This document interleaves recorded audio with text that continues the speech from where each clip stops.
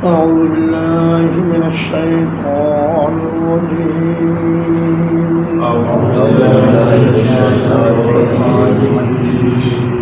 إن الذين جاءوا بالإفك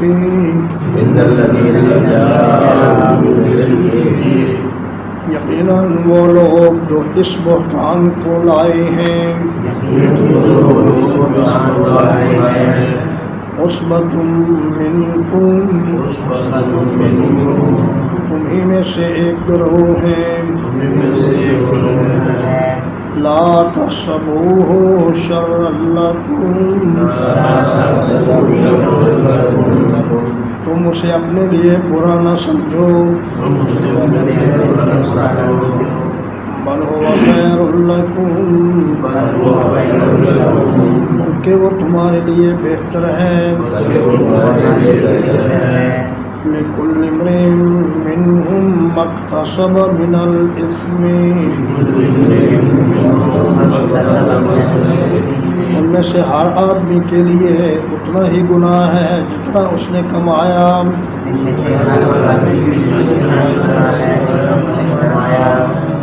وَالَّذِي تَوَلَّى كِبْرَهُ مِنْهُمْ اور وہ شخص جس نے اس کے بڑے حصے کی ذمہ داری لی لَهُ عَذَابٌ عَظِيمٌ اس کے لیے عذاب ہے بہت بڑا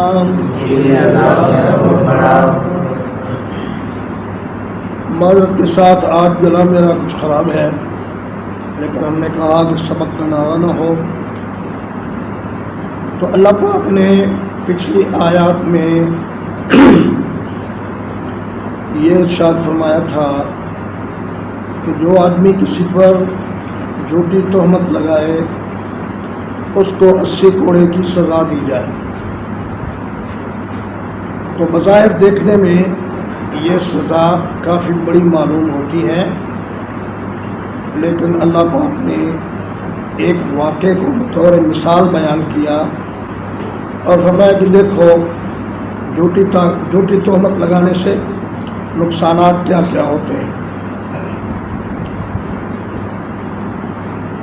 تو فرمایا ان الذین یقیناً وہ لوگ جاؤ بالافک جو اس بہتان کو لے کر آئے افک کا معنی ہوتا ہے کسی چیز کو الٹا کر دینا چونکہ بہتان حقیقت کے بالکل برعکس ہوتا ہے اس لیے اسے افک کہا گیا اور الف لام کے آنے سے یہ معرفہ ہو گیا اس سے ایک خاص بہتان مراد ہے یعنی وہ بہتان جو منافقین مدینہ نے ام المومنین سیدہ عائشہ رضی اللہ تعالیٰ عنہ پر لگایا تو فرمایا کہ یہ ایک ایسا گروہ ہے جو مسلمانوں میں سے ہی شمار کیا جاتا ہے اور بظاہر وہ مسلمان ہیں اندر سے وہ منافق ہیں تم اسے اپنے لیے برا نہ سمجھو بلکہ یہ تمہارے لیے بہتر ہے یہ واقعہ سن 5 ہجری میں شعبان کے مہینے میں پیش آیا جب نبی کریم صلی اللہ علیہ وسلم غزوہ بنو المصطلق کے لیے تشریف لے گئے جب واپسی کا سفر جاری تھا تو ام المومنین سیدہ عائشہ رضی اللہ تعالیٰ عنہ نے اعلان سنا کہ نبی کریم صلی اللہ علیہ وسلم فرما رہے ہیں کہ بھائی قافلے والوں چلنے کی تیاری کرو تو انہوں نے سوچا کہ قافلے کے روانہ ہونے سے پہلے میں ذرا قضائے حاجت کر لوں چنانچہ وہ قافلے سے ذرا ایک طرف قضائے حاجت کے لیے نکل گئی اور جب وہ واپس آ رہی تھی تو انہوں نے دیکھا کہ ان کا وہ ہار جو انہوں نے اپنی بہن سے مستعار لیا تھا وہ کہیں گر گیا تو وہ اس کو ڈھونڈنے کے لیے واپس چلی گئی پھر جب ہار مل گیا اور وہ واپس آئیں تو دیکھا کہ قافلہ جا چکا تھا اور وہاں نہ کوئی بشر تھا اور روح کا عالم تھا. تو بہت پریشان ہوئی، لیکن انہوں نے یہ سوچا کہ قافلے والے جب مجھے گم پائیں گے تو واپس اسی جگہ پر تلاش کے لیے آئیں گے. ہودج کو اٹھانے والوں نے محسوس نہ کیا کہ ہودج خالی ہے، اس لیے کہ ہودج کو کئی آدمی مل کر اٹھاتے ہیں. تو ہر ایک نے یہ سمجھا کہ شاید میرے اوپر بوجھ کم ہے، دوسرے پر زیادہ ہوگا. اور ویسے بھی اس دور میں ام المؤمنین فرماتی ہیں کہ ہم عورتیں ہلکی پھلکی ہوتی تھی، خوراک بہت کم کھاتی تھی، ملتی ہی نہیں تھی، اور گزارے کے مطابق تھوڑا بہت سادہ خوراک ملتی وہی ہم کھا لیتے. چنانچہ بہت ہلکا پھلکا وزن تھا. تو میں وہیں پہ لیٹ گئی. نبی صلی اللہ علیہ وسلم نے ایک صحابی کی ڈیوٹی لگائی ہوئی تھی کہ وہ قافلے کے پیچھے پیچھے رہے اور قافلے کی گری پڑی چیزوں کو اٹھا کر لے آئے. ان کا نام ہے حضرت صفوان ابن معطل السلمی رضی اللہ تعالی عنہ. یہ جب وہاں پہنچے تو انہوں نے دیکھا کوئی انسان لیٹا ہوا ہے. قریب آئے تو انہوں نے پہچان لیا کہ یہ تو ام المومنین سیدہ عائشہ رضی اللہ تعالی عنہ ہیں. انہوں نے انا للہ و انا الیہ راجعون کہا اور اماں جی نے بھی انا للہ و انا الیہ راجعون کہا. انہوں نے اپنی اونٹنی کو بٹھا دیا اور اماں جی اس پر سوار ہو گئی. جب اگلا دن ہوا تو دن کی روشنی میں دوپہر کے وقت حضرت صفوان ام المومنین کو لے کر قافلے میں جا ملے، جبکہ قافلہ پڑاؤ کر چکا تھا. اب جب مدینے پہنچے تو منافقین کو ایک موضوع ہاتھ میں آ گیا. عبداللہ بن ابی وہ اس سے پہلے کہہ چکا تھا کہ تم لوگ مسلمانوں پر خرچ نہ کرو، اور یہ بھی کہہ چکا تھا کہ ہم عزت والے مدینے جا کر ذلیلوں کو وہاں سے نکال دیں گے. تو اس نے سوچا یہ بڑا اچھا موقع ہے مسلمانوں میں انتشار پیدا کرنے کا. خود تو وہ خاموش رہتا لیکن لوگوں کو ابھارتا کہ تم اس بات کو بیان کرو. چنانچہ 3 مخلص مسلمان بھی اس پروپیگنڈے کی زد میں آ گئے اور ان کو بھی قذف کی حد 80 کوڑے لگائی گئی. ان میں سے ایک تو حضرت حسان بن ثابت رضی اللہ تعالیٰ عنہ ہیں. انہوں نے کوئی اپنی طرف سے بہتان نہیں گھڑا بلکہ ایک سنی ہوئی بات کو بلا تحقیق آگے کر دیا. اور دوسری حضرت حملہ بنت جحش جو نبی کریم صلی اللہ علیہ وسلم کی سالی تھی اور حضرت طلحہ بن عبید اللہ کی اہلیہ تھی، اور سیدہ زینب بنت جحش کی چھوٹی بہن تھی. انہوں نے بہن کی حمایت میں بہن کی سوکن کے خلاف پروپیگنڈے میں یہ بھی شریک ہو گئی. اور تیسرے صحابی تھے حضرت مصطح بن اساسہ جو بدری صحابی ہیں اور حضرت ابوبکر صدیق رضی اللہ تعالیٰ عنہ کی خالہ زاد بہن کے بیٹے ہیں، یعنی آپ کے بھانجے لگے. صدیق اکبر ان پر خرچ کرتے تھے اور ان کے اخراجات کے لیے پیسے دیا کرتے تھے. تو سیدہ تو بیمار ہو گئی، 1 مہینے تک روتی رہی. اللہ کے نبی بھی پریشان رہے. پھر 1 مہینے کے بعد اللہ پاک نے وحی نازل فرمائی اور ام المؤمنین کی برات کا اعلان کیا. تو فرمایا کہ وہ لوگ جو اس بہتان کو لے کر آئے ہیں اسے تم برا نہ سمجھو، بلکہ اس کے نتائج تمہارے حق میں بہت اچھے نکلیں گے. اور ایک اچھا نتیجہ یہ نکلا کہ ام المؤمنین کی شان میں اللہ تعالیٰ نے قرآن نازل کر دیا جو قیامت تک پڑھا جاتا رہے گا. اور سیدہ عائشہ رضی اللہ تعالیٰ عنہ کو ان آیات کی وجہ سے وہ شان اور عظمت ملی جو اور کسی صحابی کے حصے میں نہیں ہے. تو فرمایا لِكُلِّ امْرِئٍ مِّنْهُمْ مَا اكْتَسَبَ مِنَ الْإِثْمِ. بعض لوگوں نے تو یہ بہتان گھڑا، بعض نے سن کر اسے آگے پہنچا دیا، کوئی سن کر خاموش ہو گیا، کوئی سن کر مسکرا دیا،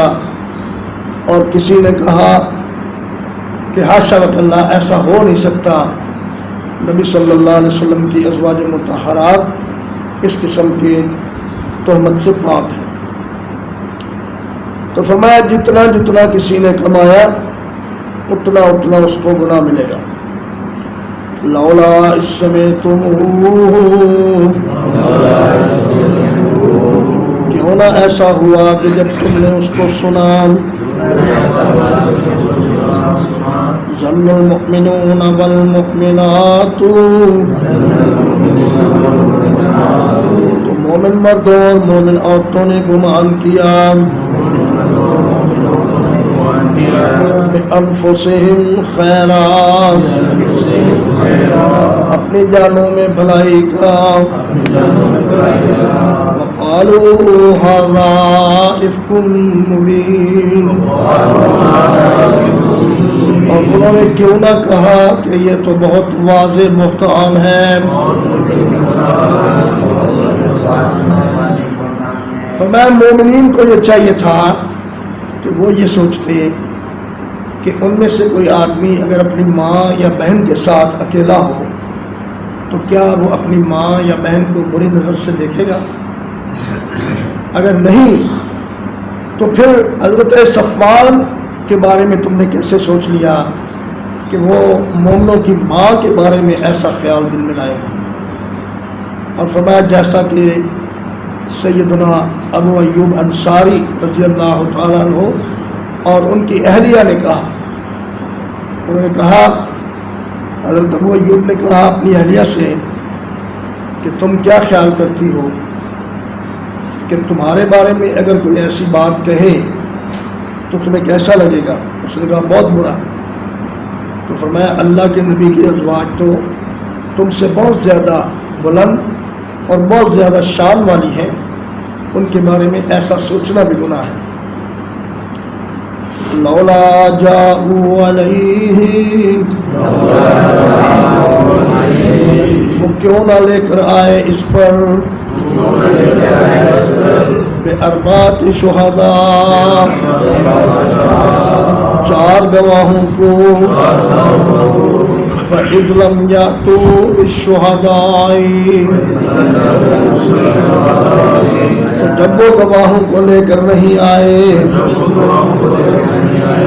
فَأُولَٰئِكَ عِندَ اللَّهِ هُمُ الْكَاذِبُونَ، تو یہ لوگ اللہ کے نزدیک جھوٹے ہیں. فرمایا کہ ان میں سے کون ہے جس کے پاس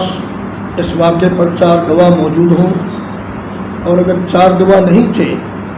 تو انہیں چاہیے تھا خاموش رہتے اور اپنی زبانوں کو بند رکھتے، کیونکہ جب تک گواہ نہ ہو تب تک کسی کی عزت اچھالنا، اس کے بارے میں، اس کے کریکٹر کے بارے میں بات کرنا، یہ اللہ تبارک و تعالیٰ کو سخت ناپسند ہے. اور جو آدمی الزام لگائے اور گواہ لے کر نہ آئے وہ اللہ کے نزدیک جھوٹا ہے. وَلَوْلَا فَضْلُ اللَّهِ عَلَيْكُمْ، اور اگر نہ ہوتا اللہ کا فضل تم پر، وَرَحْمَتُهُ، اور اس کی رحمت، فِي الدُّنْيَا وَالْآخِرَةِ، دنیا میں اور آخرت میں، لَمَسَّكُمْ فِيمَا أَفَضْتُمْ فِيهِ، تو تمہیں پہنچتا اس بات کی وجہ سے جس میں تم مشغول ہو گئے تھے. عذاب عظیم، ایک بہت بڑا عذاب۔ فرمایا اللہ کا فضل دنیا میں تو تم پر یہ ہے کہ وہ فوراً گرفت نہیں کرتا بلکہ سنبھلنے کا موقع دیتا ہے، مہلت دیتا ہے، اور آخرت میں اس کا فضل یہ ہے کہ وہ توبہ قبول کر کے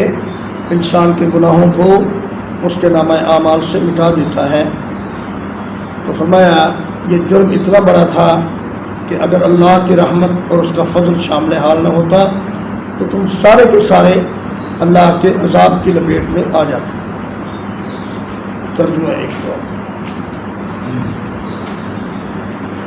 ان الذين جاءوا بالافك، یقیناً وہ لوگ جو اس طوفان کو، جو اس بہتان کو لائے ہیں، یقیناً وہ لوگ جو اس بہتان کو لائے ہیں، عصبۃ منکم، تمہیں میں سے ایک گروہ ہے، لا تحسبوه شرا لکم، اسے تم اپنے لیے برا نہ سمجھو، بل هو خیر لکم، بلکہ وہ تمہارے لیے بہتر ہے، لکل امرئ منہم، ہر ایک آدمی کے لیے ان میں سے، مکتسب من الاثم، اتنا ہے جتنا اس نے گناہ میں سے کمایا، والذی تولی کبرہ منہم، اور وہ شخص جس نے ان میں سے اس گناہ کا بڑا حصہ اپنے ذمہ لیا، لہ عذاب عظیم، اس کے لیے بہت بڑا عذاب ہے، لولا اذ سمعتموہ، ایسا کیوں نہ ہوا کہ جب تم نے اس کو سنا، ظن المؤمنون والمؤمنات، مومن مردوں اور مومن عورتوں نے گمان کیا ہوتا، بِأَنفُسِهِمْ خَيْرًا، اپنی جانوں میں بھلائی کا، وَقَالُوا هَذَا إِفْكٌ مُبِينٌ، اور کہتے کہ یہ بہت واضح بہتان ہے، لولا جاءوا علیہ، وہ اس پر کیوں نہ لے کر آئے، بِأَرْبَعَةِ شُہَدَاء، 4 گواہوں کو، فَإِذْ لَمْ يَأْتُوا بِالشُّهَدَاءِ، تو جب وہ گواہ لے کر نہیں آئے، فَأُولَٰئِكَ عِندَ اللَّهِ هُمُ الْكَاذِبُونَ، یہی لوگ اللہ کے نزدیک جھوٹے ہیں، وَلَوْلَا فَضْلُ اللَّهِ عَلَيْكُمْ، اور اگر نہ ہوتا تم پر اللہ کا فضل، وَرَحْمَتُهُ، اور اس کی رحمت، فی الدنیا والآخرت، دنیا میں اور آخرت میں، لَمَسَّكُمْ فِيمَا أَفَضْتُمْ فِيهِ، تو پہنچ جاتا تمہیں اس چیز کی وجہ سے جس میں تم مشغول ہوئے، عذاب عظیم، بہت بڑا عذاب۔ وصلی اللہ علیہ نبینا محمد وآلہ وصحبہ۔